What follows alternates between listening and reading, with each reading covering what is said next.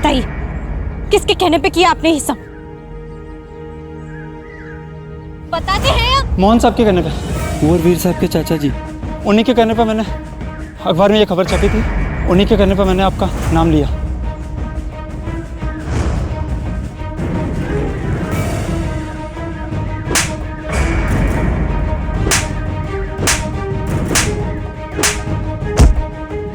वीर, वीर, वीर, बस कीजिए। इन्हें इनके किए की सजा मिल चुकी है।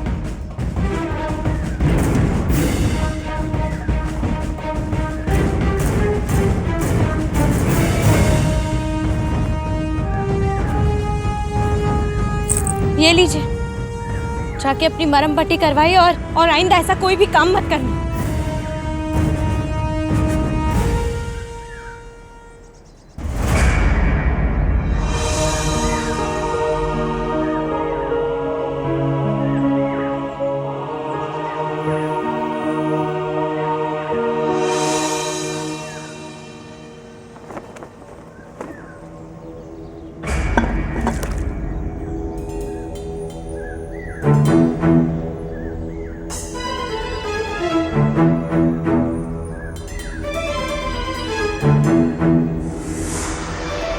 खत्म सिंह, शुरू हो जाओ और मैडम का सामान अंदर ले जाओ।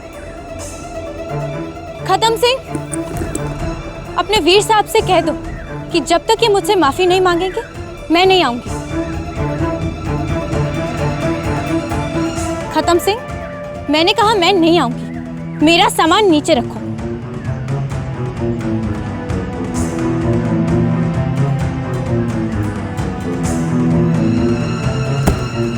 अब इनसे पूछिए कि क्या ये अपनी गलती मानेंगे, मुझसे माफी मांगेंगे?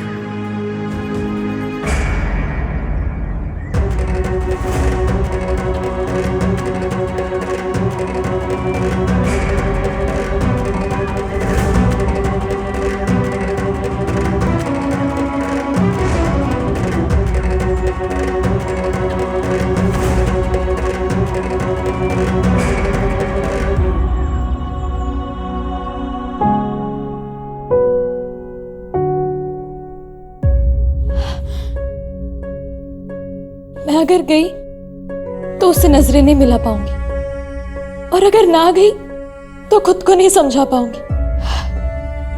काश काश मैंने हमारे कबीर को ना खोया होता। काश काश हालात कुछ और ही होते। काश मैं उसे वशमा बन के मिल पाती, उसे अपने गले से लगा पाती। काश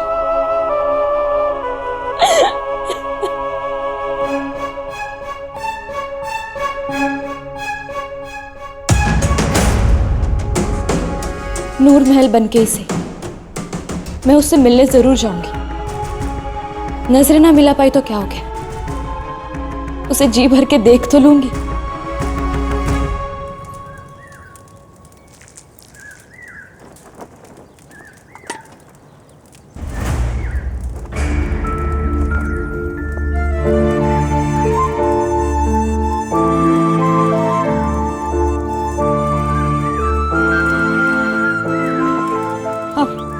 वो अपने परिवार के लिए मन्नत मांगी थी, सारी विपदा सारी समस्या दूर हो जाए, इसीलिए मंदिर में रह रही हूँ।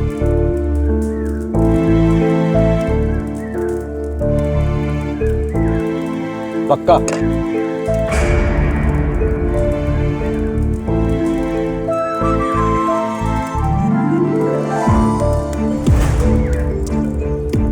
अमृत, आप सच में खुश तो हैं ना? हाँ, मैं बहुत खुश हूँ। अमृत, आप यहाँ क्या कर रहे हैं? और चले क्यों नहीं गए सचमुच? क्या करूं? अपनी अमृत को इस मुसीबत के समय में अकेले छोड़ के जा भी तो नहीं सकता।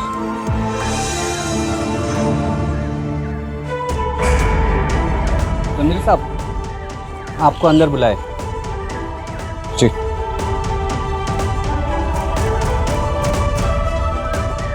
चलिए। पता नहीं तुम यहाँ क्यों आए हो रणधीर। समझ में ही नहीं आ रहा ये सब कैसे ठीक होगा।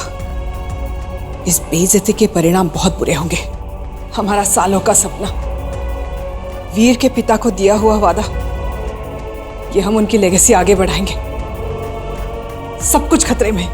समझ तो मुझे भी नहीं आ रहा है क्या करना चाहिए हमें। पार्टी अध्यक्ष जी नाराज है हमसे। हमारी पूरी मेहनत, सारे सपनों पे पानी फिर चुका है। हमसे हमारा चुनाव का टिकट वापस लेने का फैसला लिया जा रहा है।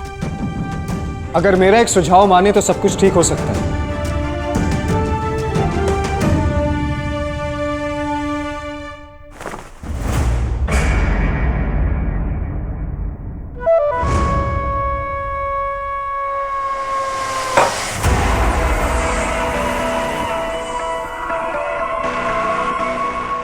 बाबा ने कभी भी जीते जी आपके साथ गलत नहीं किया, और आपने उनके जाने के बाद उनके परिवार के साथ सिर्फ और सिर्फ गलत किया। आपने हमारी मां को बेइज्जत करवा के सिर्फ उनसे पार्टी का टिकट नहीं चुनवाया है, बल्कि इसका इल्जाम हमारी पत्नी पे लगा के हमें उसे घर से बेदखल करने के लिए मजबूर कर दिया। बड़ा सुख मिलता होगा ना आपको हमें दुख देके। तुम कहना क्या चाहते हो?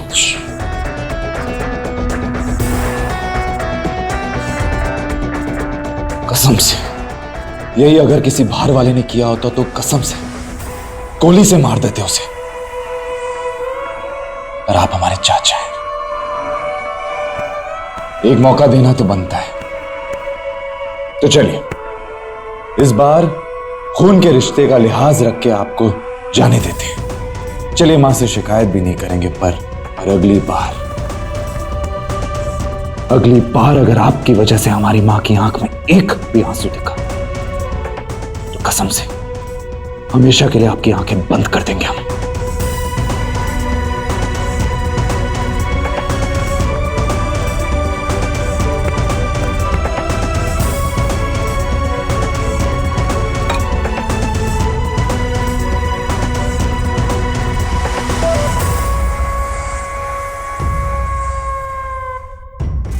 मेरे बने बनाए खेल को किसने बिगाड़ दिया? जीते रहो।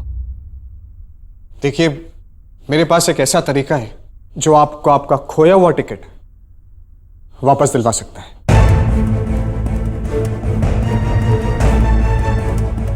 अब साफ साफ बताओ बेटा, ऐसा क्या आइडिया है तुम्हारे पास? जी देखिए, लाहौर में मैं खुद का एक बड़ा अखबार चलाते हुए उसका एडिटर भी रह चुका हूं, इसलिए अखबार की ताकत को बहुत अच्छे से समझता हूं मैं। अखबार में छपा एक लेख पूरी दुनिया का नजरिया बदल सकता है। पर इससे पहले कि मैं कुछ करूं, मैं ये जानना चाहता हूं कि क्या आप सचमुच में अपने बहू के अतीत से या उसकी दागी होने की वजह से नाखुश हैं?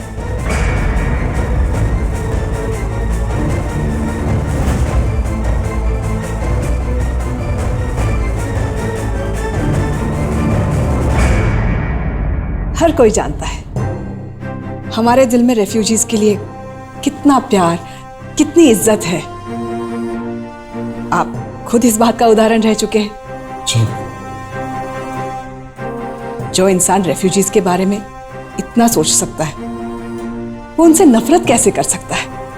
हम उस समय के हालात को अच्छी तरह जानते हैं, समझते हैं, इसलिए दाग की वजह से हम हमारी बहू से हमदर्दी तो कर सकते हैं, लेकिन नफरत का तो सवाल ही नहीं पैदा होता।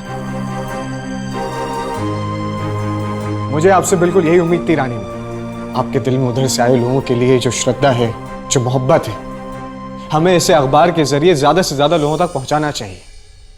आपने अपनी बेटी की शादी एक रिफ्यूजी से तो कर दी है, लेकिन अब वक्त आ गया है उस रिफ्यूजी को सम्मान देने का, पूरी दुनिया को यह बताने का कि आप उससे कितना प्यार करती हैं। रानी मां, आपका उठाया हुआ एक कदम न सिर्फ आपकी छवि को सुधार सकता है, बल्कि अखबार में छपे पुराने लेख को संतुलित भी कर सकता है। कैसा कदम?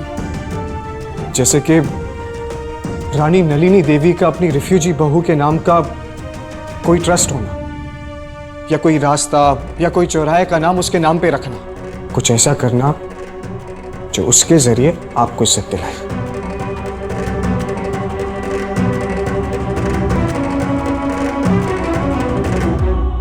कहाँ थे आप अब तक बेटा? आपके जैसा समझदार और हमारा भला सोचने वाला इंसान पहले क्यों नहीं आया हमारी जिंदगी में? आप अपने ना होकर भी अपने हैं, और जिसे कोख से जाना है वो अपना होकर भी हमेशा बुरा ही सोचता है हमारे बारे में। ऐसा नहीं है माँ। छोटे भाई, आपका अपना भी आपके भले के बारे में सोच रहा है। छोटे भाई की बात सुन के हमें भी एक बात सूझी है। अगर आपको अपने बहू को इज्जत देनी है ना, तो इसके लिए आपको किसी गली या चौराहे का नाम बदलने की जरूरत नहीं है। ये काम आप इस महल में बैठ के भी पूरा कर सकती हैं। कैसे? इस महल को अपने बहू के नाम पे करके।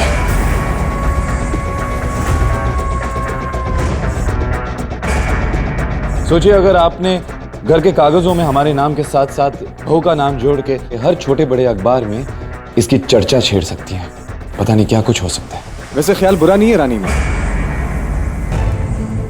जी, क्योंकि मुझे नहीं लगता कि कभी भी किसी ने ऐसा कुछ किया होगा।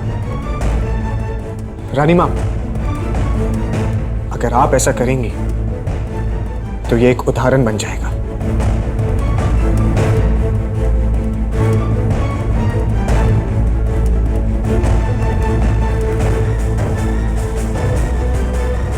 ठीक है, अगर ऐसा करने से हमारी खोई हुई साख हमें फिर से मिल सकती है तो हम ऐसा ही करेंगे। और हम ऐसा इसलिए करेंगे क्योंकि हमें तुम और तुम्हारी बातों पे पूरा भरोसा है। आप आज से ही पत्रकारों से बात करना शुरू कर दीजिए। जी बिल्कुल रानी माँ, जैसे आप कहें।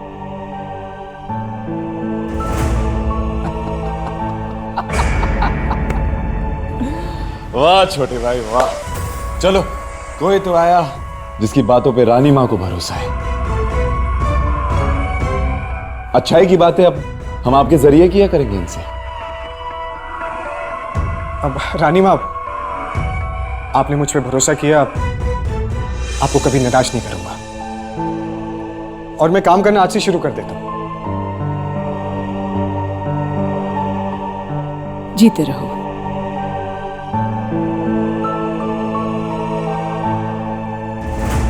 वाह माँ, आपने तो हमारे हिस्से का श्रेय भी दूसरों को दे दिया।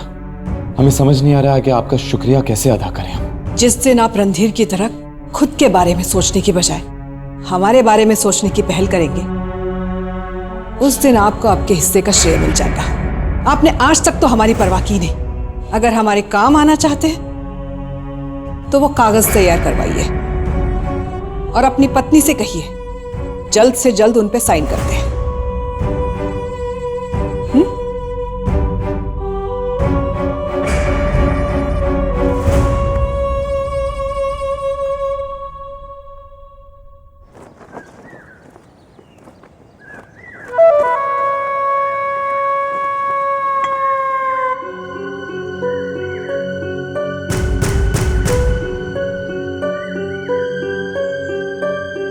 ओहो, तो आज सुबह सुबह कोई भगवान के दर्शन करने आया है? आपसे बात करने आए हैं। तो शायद मेरी बेइज्जती करने वाले ये भूल रहे हैं कि मैं बिना माफी के कोई बात नहीं करूंगी। तो समझ लीजिए ऐसे ही कुछ करने आए हैं। ये लीजिए, ये महल के कागजात। इन पे साइन करते ही हमारे साथ साथ तुम भी इस महल की बराबर की हिस्सेदार बन जाओगी। हाँ, हमारे बीच पति पत्नी का रिश्ता नहीं है सचमुच का, बट फिर भी हम ये तोहफा तुम्हें देना चाहते हैं। यूं समझ लीजिए कि हमसे जो भी गलती हुई उसका ये मुआवजा है। आप हंस रही हैं या हमारी हंसी उड़ा रही हैं? हैरान हो रही हूँ ये देखकर कि किसी इंसान का अहम इतना बड़ा भी हो सकता है कि माफी मांगकर दो शब्द बोलने की बजाय अपना पूरा का पूरा राजमहल ही किसी के नाम कर दे। इसे अहम नहीं, शाही अंदाज कहते हैं। ये शाही अंदाज है या भागकर निकलने का रास्ता? तुम्हें जो समझना है समझ लो, पर दुनिया की नजरों में ये तोहफा हमने नहीं, खुद रानी माँ ने दिया है। जैसे आप ये साइन कर देंगी, ये खबर छोटे बड़े अखबारों में छप जाएगा और उनके छवि पे लगा हुआ दाग धुल जाएगा। साइन करो। पर मुझे आपका ये महल नहीं, आपके मुंह से निकली माफी के 2 शब्द चाहिए वीर साहब। और तब तक ना ही मैं इन पेपर्स पे साइन करूंगी और ना ही महल में वापस आऊंगी। ये क्या बचपन है? बात बचपन की नहीं, आत्मसम्मान की है वीर तुम साहब। साइन कर रही हो या? नहीं, जब तक आप अपने मुंह से। सॉरी।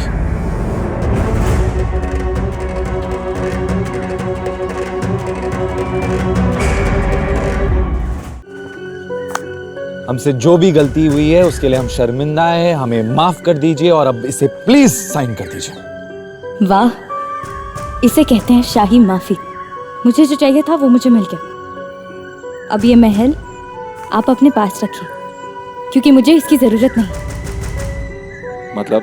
मतलब ये कि आपको रानी माँ की छवि सुधारने के लिए सचमुच ये महल मेरे नाम करने की जरूरत नहीं है। आप अखबार में जो छपाना चाहते हैं आप छपा लीजिए, मैं आपसे कुछ नहीं कहूंगी।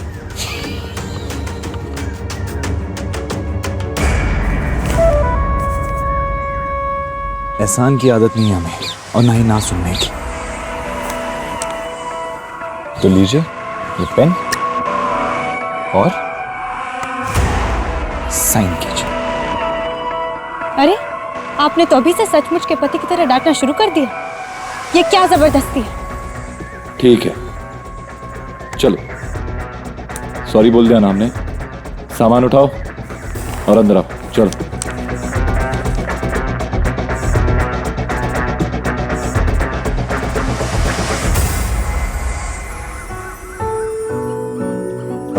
वो आएगी ना मिलने? हाँ, वो जरूर आएगी, उसे आना ही पड़ेगा।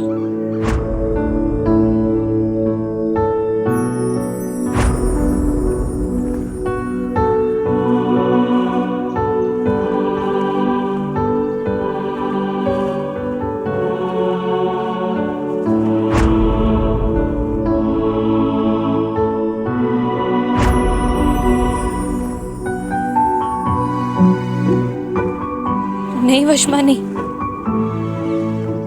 आज उदय से मिलना गलत होगा, क्योंकि आज वो मुझे वशमा नहीं कोई और ही समझ रहा है। मैं उसके जज्बातों के साथ नहीं खेल सकती। ये सुनिए, क्यों जा रही हैं आप? मुझे मालूम था आप जरूर आएंगे। हाँ, और यही गलती कर दी मैंने। मास्टर साहब, तुम समझ क्यों नहीं रहे हो? मैं वो लड़की नहीं हूं जिसे तुमने प्यार किया था। तुम जितनी बार मुझसे मिलोगे उतनी बार इस चेहरे से धोखा खाओगे। और इससे पहले कि तुम्हें इस झूठ से प्यार हो जाए, एक आखिरी बार आंखें खोल के सच को देख लो। बस एक आखिरी बार।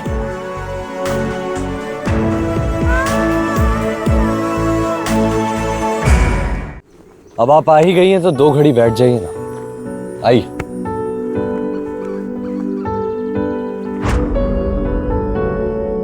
बैठ जाइए, 2 बातें हो जाएंगी, मेरे दिल को भी सुकून मिलेगा।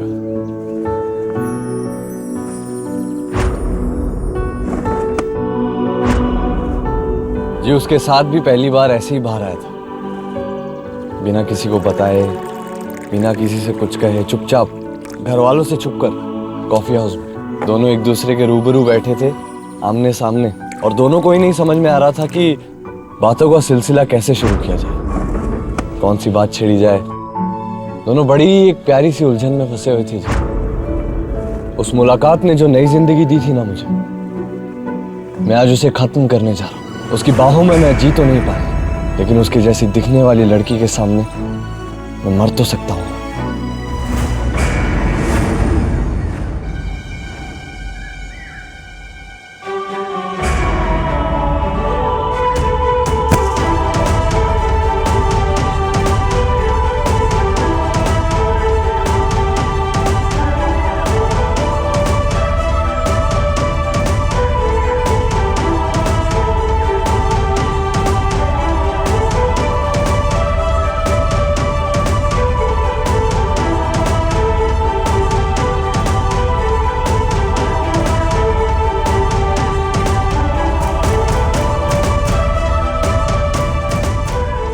महल को मेरे नाम करने का सुझाव आप ही का था ना?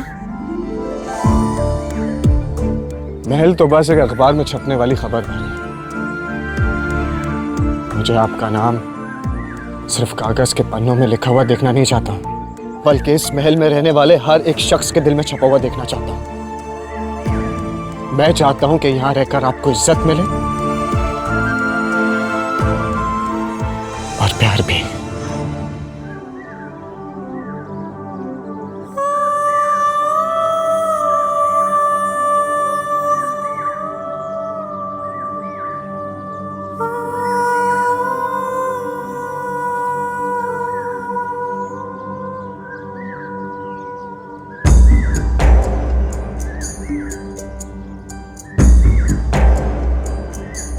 गज़ब की थी वो लाली, गज़ब की थी वो सुर्खी, उड़ती हुई पतंगे मुंडेरे थे वो घर की।